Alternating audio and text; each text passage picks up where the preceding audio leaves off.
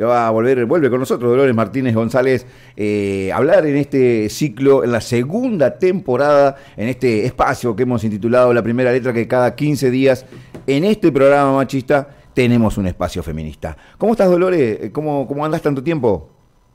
Hola, Francisco, ¿todo bien, vos? Bien, acá estamos con un hermoso día acá en San José Entre Ríos, así que contentos, disfrutando del día y haciendo algo que nos gusta mucho. Buenísimo, me alegro. Bueno, Dolores, me desasnaba recién un poquito. Hoy la columna es el feminismo es internacional. Bueno, vos vas a explicar, hay un nombre de una chica iraní ahí, y lo vas a explicar vos porque sos la que más sabés de esto. Entonces, agradecidos y vamos a meternos en el tema entonces. La primera letra hoy, volvemos con Dolores Martínez González, y quiero que vos me digas el nombre de la chica iraní. Mahsa Amini, no sé si lo estamos pronunciando bien. Mirá que chequeé en YouTube, por lo menos los españoles y las noticias lo nombraban así. Hoy vamos a tener un par de nombres varios que no sé qué también los estamos pronunciando, pero bueno, yo los voy a leer en español y después cualquier cosa, si alguien quede interesado, puede ir buscando las noticias y va a ir apareciendo. Bueno. Pero bueno, Mahsa Amini, no sé si se enteraron del caso de Irán, de a mediados de septiembre, más o menos empezaron a aparecer noticias de que las mujeres empezaron a quemar velos, cortarse el pelo y están saliendo a protestar en la calle por Mahsa Amini. El tema es, ¿quién es Mahsa Amini? Era una ciudadana iraní de 22 años que la tarde del martes 14 de septiembre, ella estaba con su hermano en Teherán, en la ciudad de Teherán, cerca de una estación de subte, y fue detenida por agentes de la policía de la moral bajo el cargo de usar de forma inapropiada su hijab. Agentes, perdón, ¿podemos repetir esa parte? ¿Agentes de la policía de? De la policía de la moral. Y acá hay dos cosas para charlar. Primero, ¿qué es un hijab? Bueno, un hijab es un pañuelo o velo que cubre la cabeza, los hombros y el pecho, y que las mujeres musulmanas, o sea, que las musulmanas lo usan en presencia de personas que no son su familia inmediata, digamos, que no es la gente con la que viven. Bien. Según la normativa, todas las mujeres después de cierta edad, o sea, después de la pubertad, deben cubrirse la cabeza y llevar ropa holgada en público, no deben llamar la atención. Bien. Y aunque si bien la normativa no especifica una edad exacta a partir de la cual ya es obligatorio empezar a usar esta vestimenta, o sea, no está claramente definido, en las escuelas las mujeres lo tienen que hacer a partir de los 7 años. Pero después esto no significa que lo puedan usar también en la calle, entonces ahí es como que hay medio un vacío legal, pero bueno. Y por otro lado, otro dato interesante, buscando bien la definición de hijab, me encontré que el término significa esconder, ocultar a la vista o incluso separar. Qué justo, ¿no? Qué justo. Y por otro lado, hablamos de la policía de la moral, y vos me dijiste, a ver, repetime de qué estás hablando, porque acá policía de la moral es como extraño, no lo tenemos muy bien. Recordemos que está hablando de Irán, ¿no? Estamos hablando de Irán, exacto. Bien. Bueno, es una unidad de las fuerzas de seguridad de Irán, justamente iraníes, que se llaman Patrulla de la Orientación. Y su tarea, o sea, el trabajo que tiene esta policía de la moral, es revisar que se cumplan las leyes del código de vestimenta islamita en público. O sea, es una policía específica para ver si la gente está bien vestida y cumpliendo las normas del Islam en la calle. Pero bueno, volvemos al caso de Mahsa Amini. Bueno, luego de que su hermano protestara, ¿por qué se la están llevando? Si era solo una cuestión del pañuelo, le dijeron, la policía, los agentes, le dijeron que se le iban a llevar al centro de detención para recibir una clase informativa y que la liberarían más o menos en 1 hora. Pero esto no fue así. Terminó en un hospital, en el hospital de Kasra, y estuvo 2 días en coma y falleció en la unidad de cuidados intensivos. La noticia la va a dar el 16 de septiembre, la agencia de noticias semioficial FARC, o sea, informa la muerte de ella. ¿Y cómo pasamos de que la policía de la moral te detiene, le dice a tu familiar, vamos a darle una charla informativa porque no está cumpliendo con esto, no está fuera, y la chica terminó en un hospital, en la parte de cuidados intensivos, y a los 2 días muere? Evidentemente la golpearon, hasta matarla. Bueno, La muerte de Mesa provocó que en diferentes ciudades del país un montón de personas, pero especialmente las mujeres, salieran a la calle a protestar contra el gobierno iraní. Y estas manifestaciones fueron reprimidas, por supuesto. Por las fuerzas policiales especiales de Irán, y tienen como resultado más de 1.200 detenidos, entre los que se encontraban 20 periodistas y más de 76 muertos. Represión. Esto, sí, represión. También generó que muchas mujeres, no solo en Irán, en todas partes del mundo, empezaran a cortarse el pelo, mujeres musulmanas, y empezaran a quemar sus hijab para protestar, en forma de protesta. Y un dato no menor, que también me pareció muy interesante, es que antes de esta agencia de noticias que dio que dio a conocer la muerte de Masa, hubo una primera periodista, una mujer que dio la noticia. Su nombre es Nilufar Hamedi y trabaja como reportera en el diario Sharq Daily. Bueno, fue detenida en su casa y trasladada a una cárcel hace más de una semana, y aún no se sabe nada de su situación ni paradero. Bien. ¿Ella informó entonces la situación, la muerte, o informó? Ella informa la muerte. O sea, a esta chica, la agarró la policía del Moral y apareció muerta. Da la noticia, y ahora esa periodista no está tampoco. Bien, la periodista también fue detenida entonces por informar esta muerte y fue detenida. Y después hay 20 periodistas más que salieron a la calle a protestar, que están detenidos, más 1.200, 20 periodistas dentro de las 1.200 personas que están detenidas, y hubo 76 muertos hasta el momento. No se sabe igual exactamente cuántos muertos fueron, y un montón de heridos también. Así que venimos con una situación bastante álgida en la calle de Irán, digamos. Salieron a protestar fuerte por este caso. Pero, ¿qué es lo que está pasando en Irán? ¿Cómo puede pasar esto de que si no te pones bien un pañuelo en la cabeza terminás en un hospital muerta a los 2 días? ¿Qué otras cosas les están pasando a las mujeres en Irán? Bueno, la historia de Irán es milenaria. Vamos a hacer un resumen así como muy bruto, muy a lo bestia. Acá los historiadores me disculparán, la gente especialista en Medio Oriente. Voy a hacer un resumen como corto, como para poder llegar hasta el día de hoy y entender qué es lo que está pasando. Después de un largo periodo de guerras civiles que tenían como una fuerte impronta religiosa entre chiitas y sunitas, que son como las dos vertientes que hay dentro de la religión islámica, entre finales del siglo XIX y principios del siglo XX, el país va a tomar algunas de las características de las sociedades occidentales, con cambios en la educación y con una importante disminución de la influencia religiosa. O sea, el Islam no va a estar tan presente. Y un claro ejemplo es que en 1936 se decidió la abolición del velo. Bien. Desde 1925, bajo la dinastía Palví, se convierte, yo perdón con los nombres, voy a tardar en leerlos, pero porque tengo acá el miedo de no estar pronunciando bien. Se convierte en el Estado imperial de Irán y adopta un sistema de monarquía parlamentaria.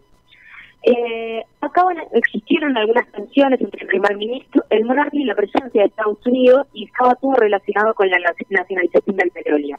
Esto va a llevar a que en 1953 se va a dar un golpe de Estado que instauró una monarquía utilitaria directamente, que tenía excelentes relaciones con Estados Unidos y dio paso a la etapa más occidentalizada del país. Bien. Y si uno googlea Irán en la década del 50, va a encontrar que hay un montón de fotos en internet de mujeres manejando sin velo, con calleras cortas, pantalones, como si fuera una sociedad occidental todo el tiempo. Bien.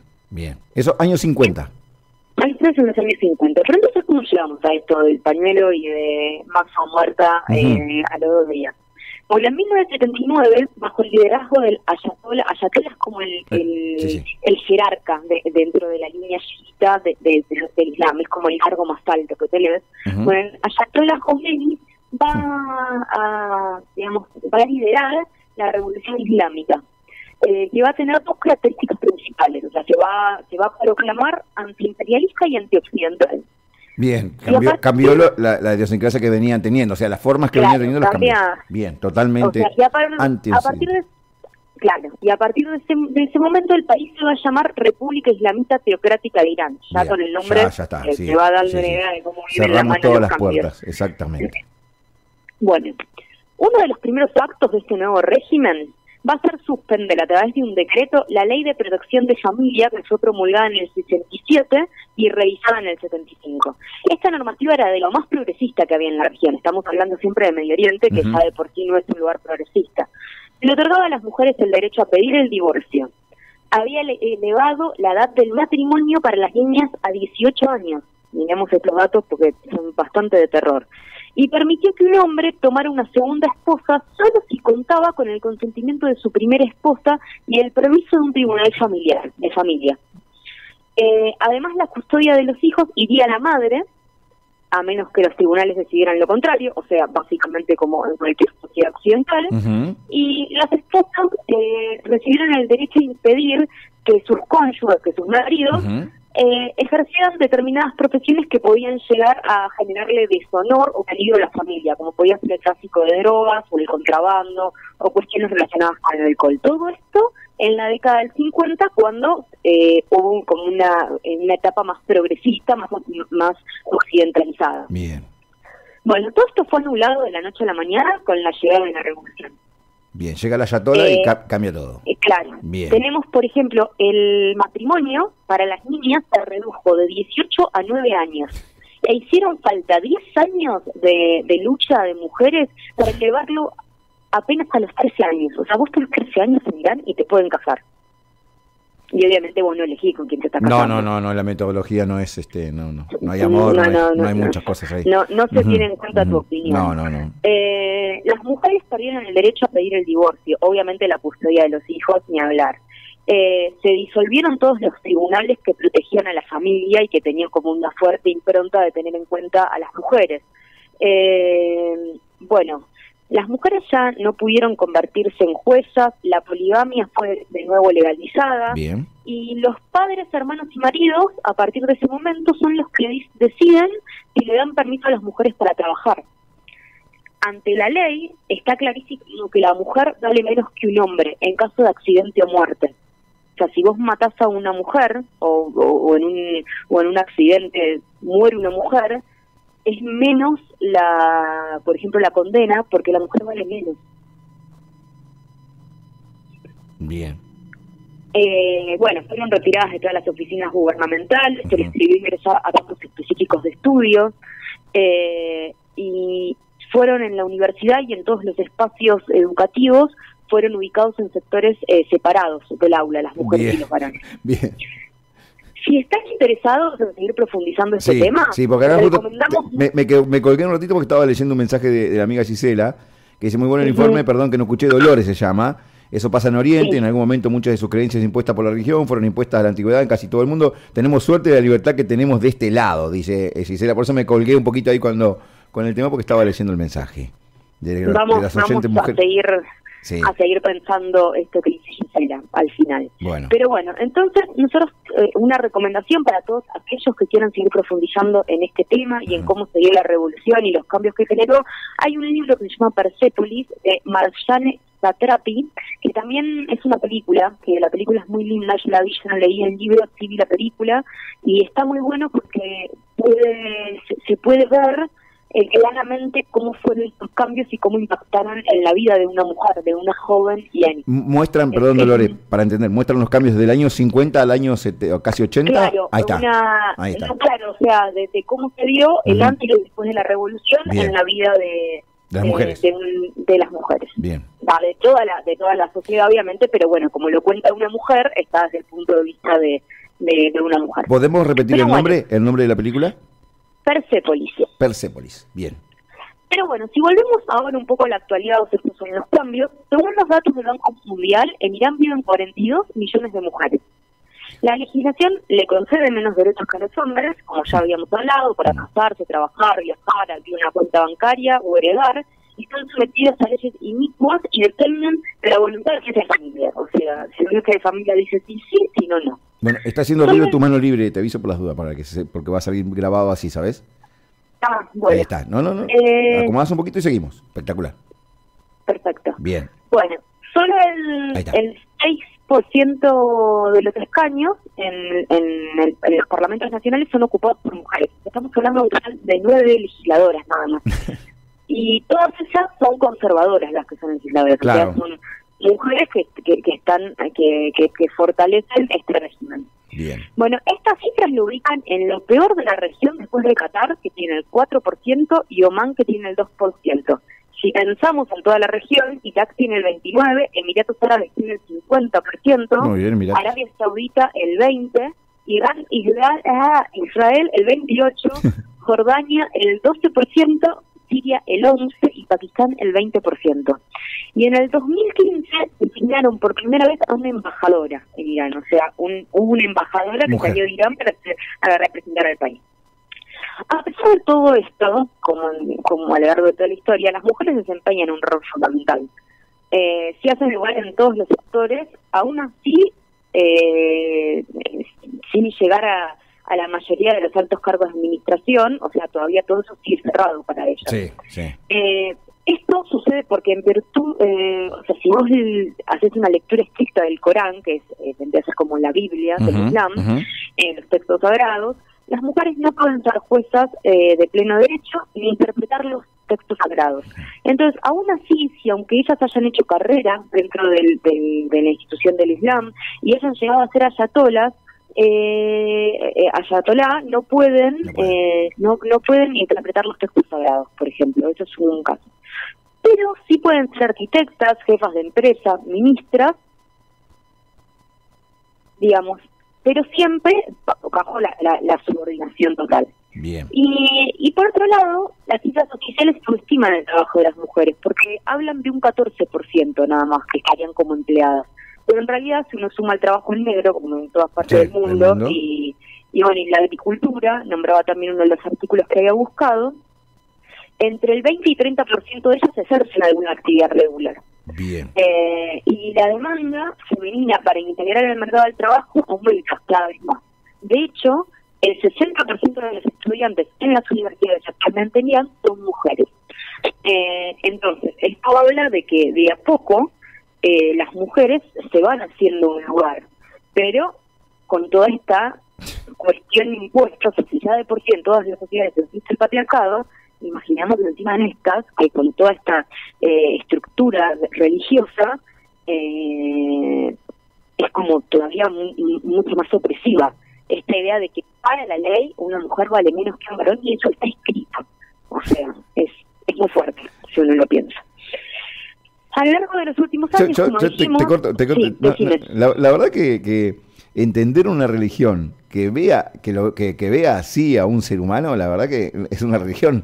La verdad, yo siempre lo digo, ¿no? Cuando tenés los diferentes ataques que hacen terroristas, siempre basándose en el Corán y en la lectura que hacen y la interpretación que le hacen, que dicen que Dios lo manda a hacer diferentes cosas, ¿no? Como hasta terrorismo, porque, bueno, el mandado de Dios.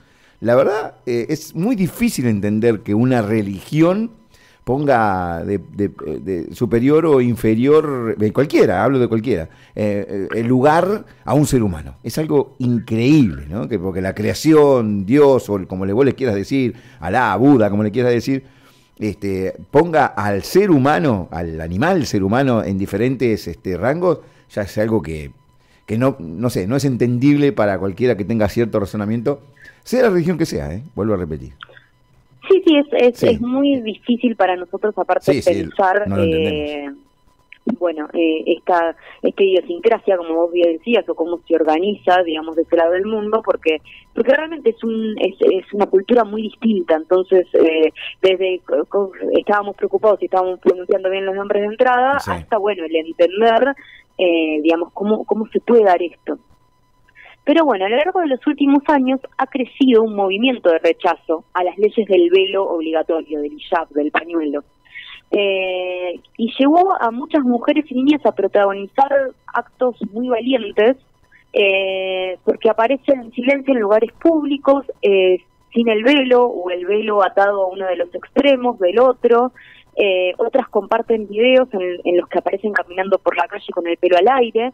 Y bueno, también a esto se han sumado un montón de hombres y muchas mujeres que siguen optando a usar el hijab y respetar esa tradición, pero se trata como un movimiento, no como de un movimiento, se trata de un movimiento que está defendiendo la libertad de elección.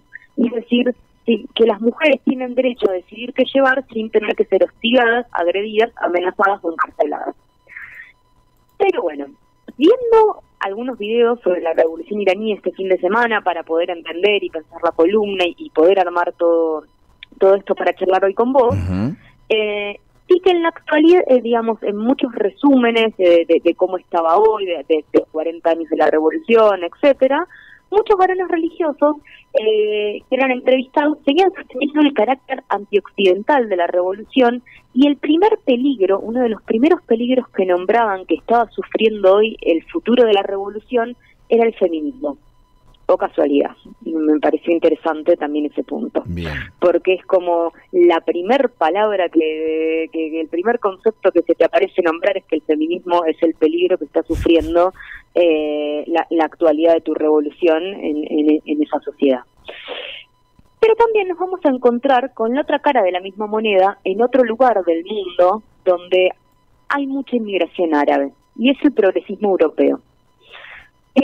Plantean la existencia de un feminismo islámico. Como todos sabemos, cuando un país empieza a recibir cada vez más miembros de otra comunidad que viene con una cultura muy distinta, bueno, por ejemplo, que las chicas árabes en colegios españoles, franceses, fueran con el hijab puesto, fue todo un tema, porque se supone que, por ejemplo, en los colegios laicos no tienen por qué ir así. De hecho, digamos, en muchos países hubo un problema porque era, bueno, no hay que venir con signos religiosos.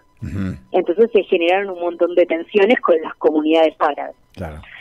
Y ahí se va a dar que el progresismo europeo empieza a nombrar que, bueno, el feminismo islámico, que hay que respetarlo, pero esto lo va a explicar muy bien la escritora y filóloga catalana que se llama Najat El Hashmi, que es una mujer que es escritora, que estudió, o sea, es catalana, pero como su nombre le indica, su origen es árabe. Y ella va a decir que si la derecha rechaza el Islam, ¿por qué lo rechaza? Y porque dice que no vengan más inmigrantes, no queremos nada de todo esto. La izquierda lo acerca y lo promueve. Y esto es un error, puesto que echa por tierra, sobre todo, el trabajo que hacemos las feministas laicas de origen musulmán. Cuando el progresismo europeo dice, bueno, hay que ser tolerantes, el pañuelo está bien, tenemos el multiculturalismo, tenemos que respetar que vienen de una cultura diferente, en realidad lo que están haciendo, dice Najat El Hashmi, bueno, ustedes están tirando por tierra todo el laburo que venimos haciendo las feministas de origen musulmán, porque nosotras queremos tirar todo esto, no queremos esto, no queremos más pañuelos. Y si vos decís que hay que respetar la cultura y llega una chica de origen musulmán a la escuela en Francia o en España y vos seguís permitiendo que la ley o cómo se organiza su casa le siga restringiendo las posibilidades que le puede dar una escuela laica para pensarse como un igual con todos los demás en la sociedad, o con los mismos varones, y bueno, estás generando una diferencia y una discriminación. Pero ahí yo te corto. Pero si su casa y ella misma entiende que su forma, no sé si decir forma de vida, que su religión, por más que esté en Europa o en otro país donde sea, es importante para ella y la muestra, no sé, culturalmente, y eso es lo que valora. ¿Por qué no decir, pero por supuesto participa en diferentes movilizaciones, es activista en diferentes cuestiones que hacen al feminismo, pero siempre respetando su religión? Estoy hablando de otro país, porque seguro que en Irán no lo puede hacer. ¿Por qué no entender que es una cuestión de respeto a su cultura? A ver, si un adolescente, pensemos de esta manera, un adolescente no puede, su casa no le va a permitir hacer determinadas cosas en la escuela, como por ejemplo, estudiar determinadas cosas, acceder a cierta información, porque, por ejemplo, pensemos acá con la religión católica, la educación sexual integral, con mis hijos no. estamos coactando un derecho. Yo me refería más a la vestimenta y a sus formas. No es tanto, claro, o sea, claro, estamos hablando de algo más amplio. Es lo primero que sale, pero lo que plantean allá es algo mucho más grande, no solo la cuestión del pañuelo. Bien, entendí. Entonces, porque ella lo que va a definir es que el Islam es una religión con mucha carga misógina, algo que ya nos queda claro leyendo lo que estuvimos hablando antes. Y que presenta un sistema de discriminación como algo normalizado. Es normal en las sociedades musulmanas islámicas que la mujer valga menos.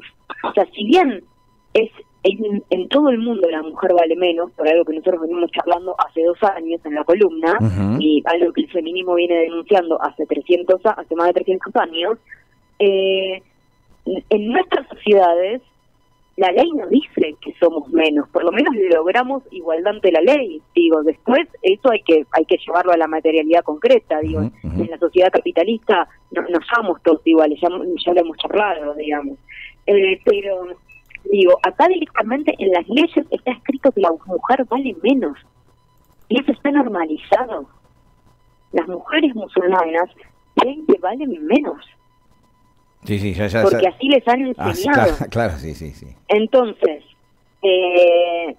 digamos, ella lo que plantea, asegura que en el entorno en el que creció, habiendo vivido en Europa, digo, y viniendo de una familia musulmana, era muy diferente para los hombres que para las mujeres, que la educación, la cultura, domestican y naturalizan ese discurso de violencia que se instaura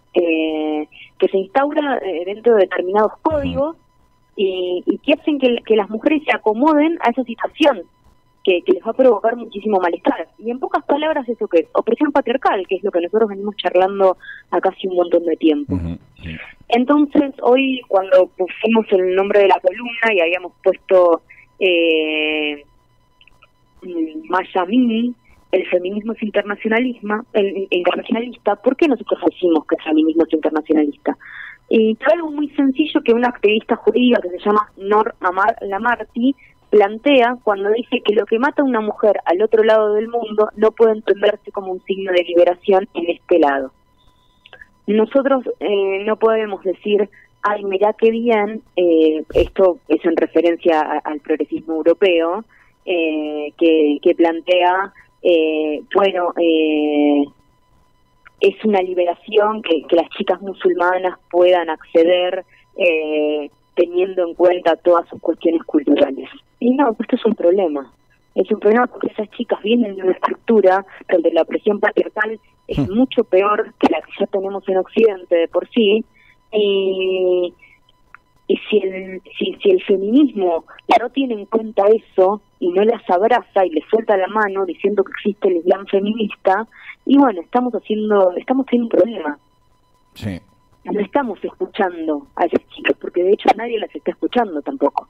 No, ni en Europa, no sé en Europa, pero no creo que en Irán la estén escuchando. No, en Irán y nosotros desde Occidente creo que tampoco la estamos escuchando, más allá de una mirada que pueda hacer vos hoy, y se puede hacer después de una muerte.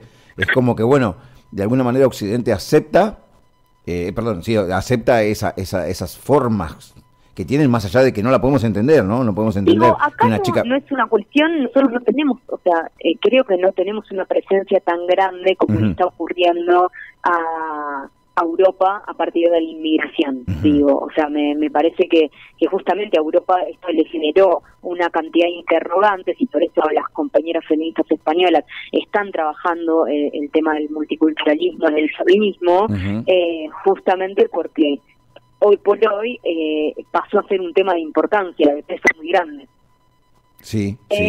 Pero bueno, como para terminar de cerrar, Rosana hace unos años había publicado en Facebook a partir de la vuelta de los talibanes a Afganistán, una frase que dice que cada vez que la reacción o el conservadurismo se enseñarían en las sociedades, las mujeres son las más oprimidas y explotadas.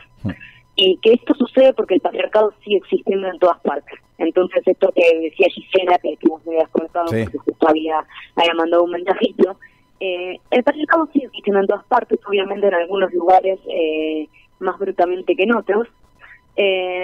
Entonces, el destino de las mujeres que viven bajo la opresión islámica y el de cada mujer en el mundo es un problema de todas las mujeres.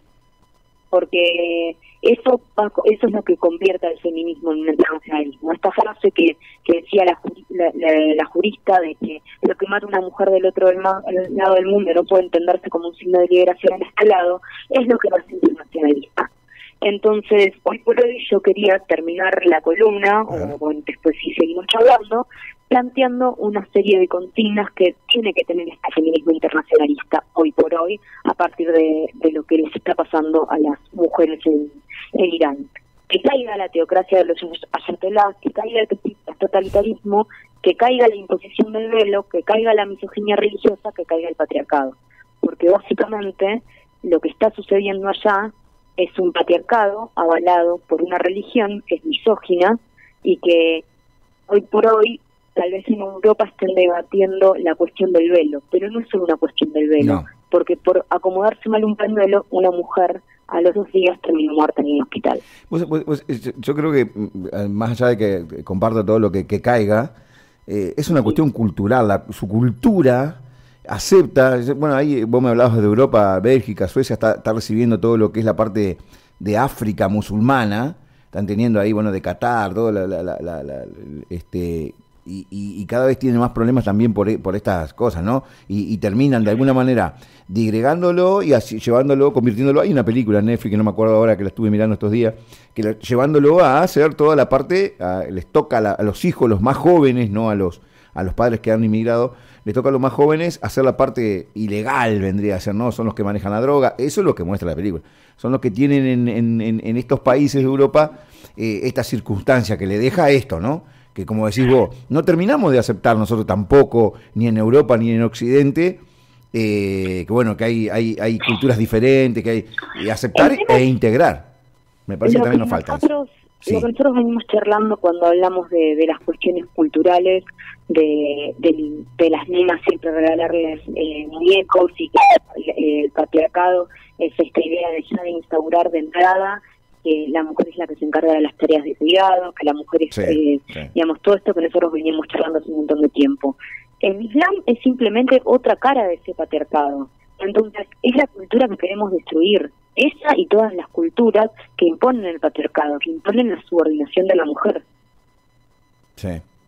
Entonces, lo que uno tiene que pensar es que el feminismo es justamente, para nosotras, como cuando hablamos del tema de los programas políticos, es el feminismo socialista el que tiene que llevar adelante esa tarea, digamos, que tiene por objetivo abolir este sistema patriarcal, esta idea de que las mujeres valemos menos, porque como siempre charlamos, acá existirá una ley donde dice que las mujeres y los varones somos iguales, pero no lo somos. No, legalmente no. No, legalmente en la Argentina sí lo somos, pero digamos, en teoría sí, en teoría todas las personas somos iguales, después los obreros no somos lo mismo que un burgués, ya lo hemos charlado un montón de veces, pero digo, estamos hablando de una cultura que se rige justamente teocrática a partir de la religión, puesto que el otro día habíamos estado hablando de la ESI, que era tan importante y que en un montón de lugares no se puede acceder a ella porque la iglesia dice que no, porque etcétera, etcétera. Bueno, entonces ahí también hay otra religión que se está metiendo. Obviamente es un tema recontra profundo que hoy no vamos a llegar. La idea hoy era charlar de esta práctica del mundo, después podemos seguir charlando sobre el Islam y un montón de cuestiones que... Si queremos charlar de las religiones, me parece que todavía todas las religiones tienen, más allá de sea Oriente o Occidente, tienen esa cuestión machista, patriarcal, ¿no? Desde el momento que vos tenés un papa, que tenés, ¿no? Bueno, podemos hacer una lectura grande y seguro que en algún momento lo vamos a analizar. Creo que todas las religiones tienen su cuestión todavía machista, ¿no? Donde el hombre es el ser divino. Son instituciones que constantemente refuerzan el patriarcado. Eso está clarísimo. Entonces, particularmente hoy cuando hablamos del Islam es porque justamente, bueno, ya es extremadamente bruto, digo, lo que está sucediendo allá, que es como muy muy evidente. Bueno, digo, pero bueno, lo bueno es que nos va quedando muchísimo tema y viste, cada vez que hablamos con vos, con las chicas, que queda mucho todavía para analizar y para seguir trabajando, porque yo creo que yo siempre lo presento como un programa machista, un espacio feminista, Porque creo que desde ahí tenemos que empezar a entender de qué queremos hablar, de qué igualdad hablamos, no es unos contra otros, sino a favor de, ¿no? A favor de la igualdad, a favor de que la mujer trabajadora tenga la posibilidad de que tienen otros, ¿no? Seres humanos, nada más y nada menos.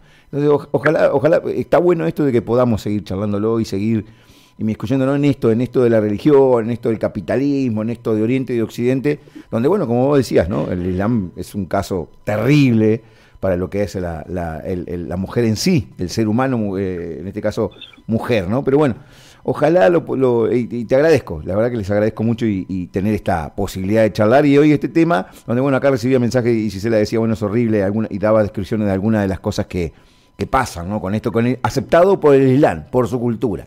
Es increíble. Sí, que la sociedad avala eso, que justamente es muy valiente que muchas mujeres hoy por ahí estén saliendo a la calle y digo, esa brutal represión que responde habla también del nivel digamos, de opresión en la que viven todas las personas en ese tipo de sociedades, pero especialmente las mujeres, de vuelta, porque acá hacemos hincapié en las mujeres, porque bueno, es una columna feminista, y porque nosotras pensamos el feminismo como un feminismo igualitario, que justamente busca la igualdad. Exactamente.